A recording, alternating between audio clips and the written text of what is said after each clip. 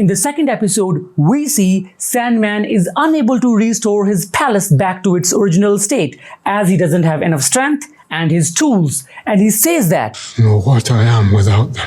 And just before that, Lucien also tells him to take rest, eat food, and more rest. Well, I can only wonder what Sandman eats. Bye. No, thank you. And to seek his tools, he decides to summon fates as they can see past, present, and future. But like I said, he doesn't have enough power to summon them.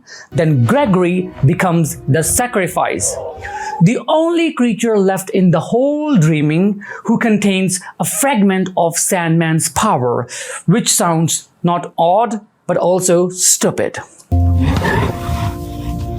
Surely there's another way. I wish there were. And about those two brothers, they try to stop Sandman, but I love what Sandman says to them. The answer is no. I have not come here to ask you. I've come to ask Gregory. There are many moments in the series where the writing is exceptionally good, and this moment is one of them. The way Sandman treats that creature with respect, politely asks for his help, and tells him how well he has served the kingdom with great honor. That was simply beautiful. I love the way this whole scene was shot and how Sandman absorbs the power.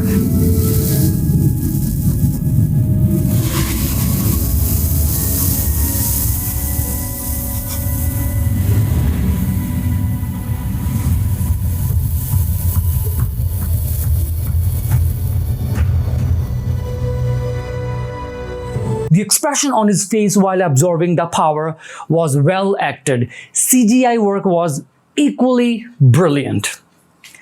Even those two brothers' love for Gregory was quite beautiful. I love what they say to Sandman, like, take us, not him. He's one of us. And then later, to my surprise, they turns out to be the first murderer and the first victim. Anyhow, I still love their story, especially the one that is told by the younger brother, a story which is more like a wish, like a dream, to be with his elder brother and live happily ever after. When Sandman goes into those waters to collect the offerings from the dreams of others, that was beyond the limits of imagination. I love the way how it was written and shot.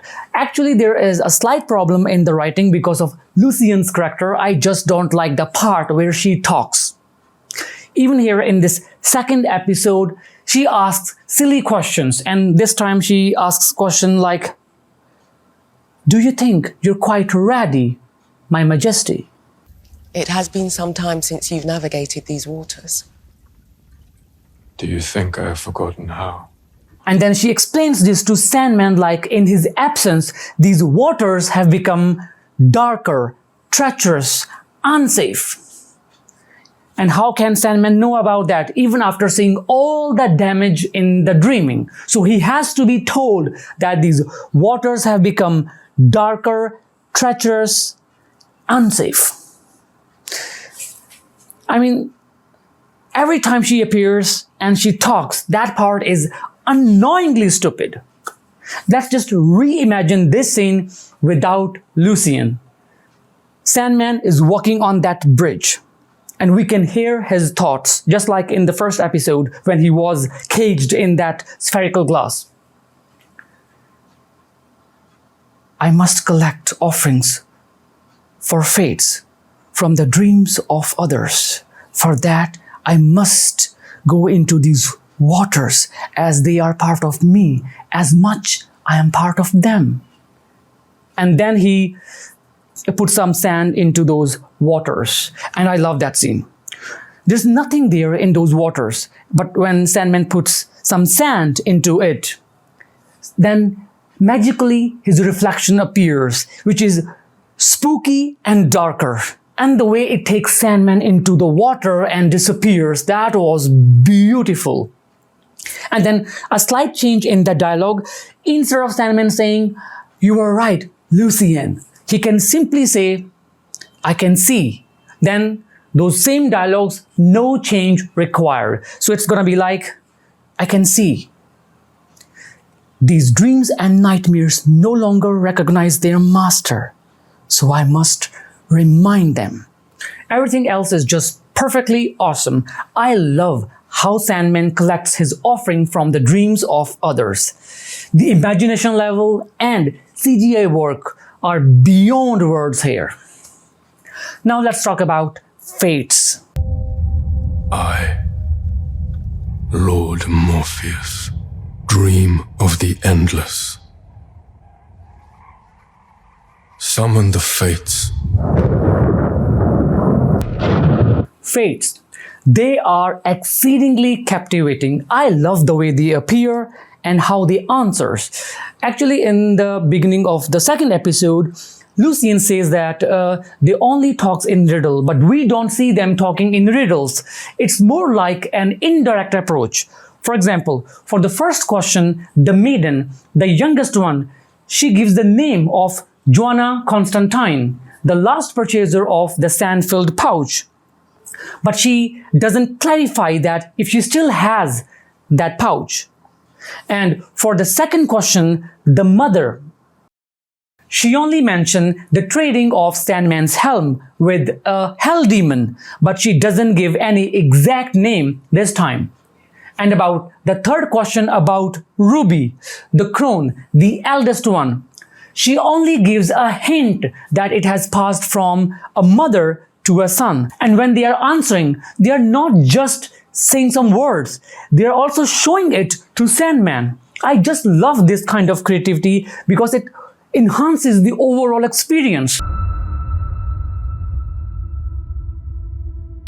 In the second episode, I don't see many problems, except Dream's desperation and struggle to mend the damage. If he simply wants his tools back because they are dangerous for humans, then that's fine.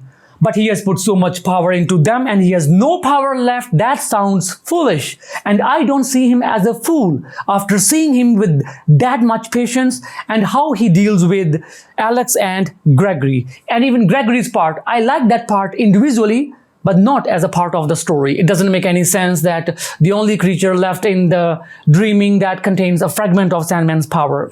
That is stupid. And I still don't like Lucian's character. It still doesn't make any sense. Even though I did love her in the end when she was taunting Sandman, that was really funny. When Sandman was about to leave for London, she says to Sandman, "Haven't you spent the last 100 years there?" And then says, "I'm sorry." That was really, really funny and awesome.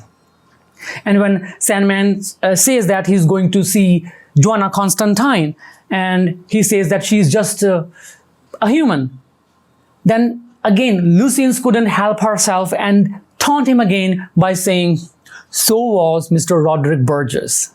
So I did like her taunting style here in the end, but I still don't like her as a part of the story. I'm sorry, that's still no. So I think that's all for now. See you soon with the review of the third episode, Dream a Little, Dream of Me.